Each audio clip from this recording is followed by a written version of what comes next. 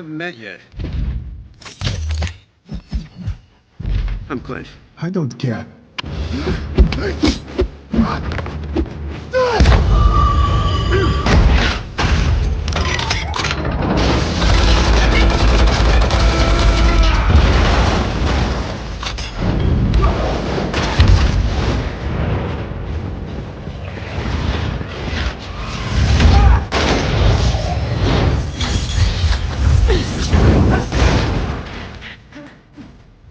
Get off!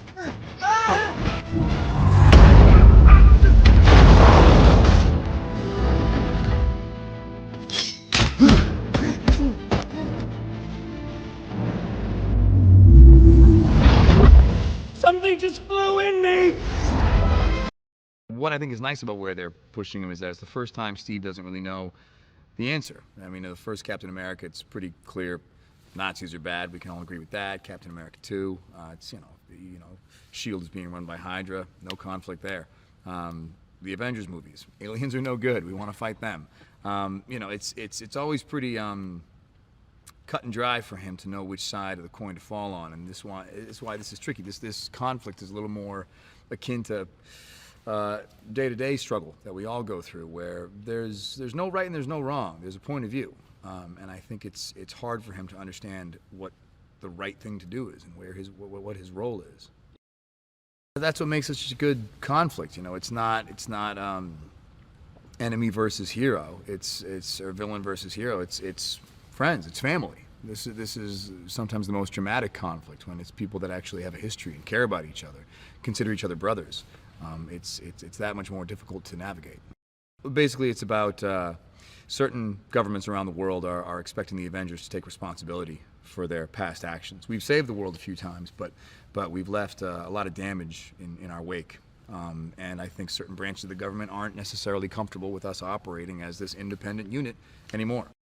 He's a good man. Anytime he gets to go to set and try and live in a headspace for a certain amount of time and process scenes through the eyes of someone who sees life a certain way, you can't help but take some of that home with you. And you know, why not take home a little bit of Steve? It's a grounded story. It's the best. Russo's, you know, they make human stories with a superhero feel, as opposed to a superhero movie with, you know, human touches. They're just it's real storytelling about a genuine family conflict.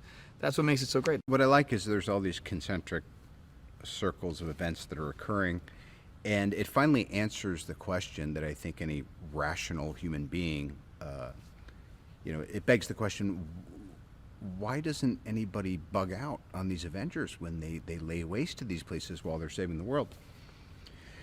And I thought, well, cool, it's about time. But then it creates all these this new problem set that needs to be addressed. I read the Extremis series, and I was thinking about that from Iron Man 1 through Iron Man 3. The Avengers stuff was always really kind of this colossal ambitious thing, but to me, the Civil War was the kind of, it was the smart, sexy Marvel idea, you know,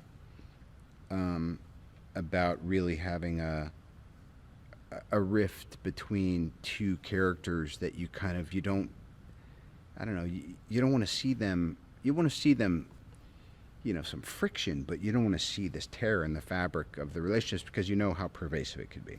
There's nothing I don't like about them as directors.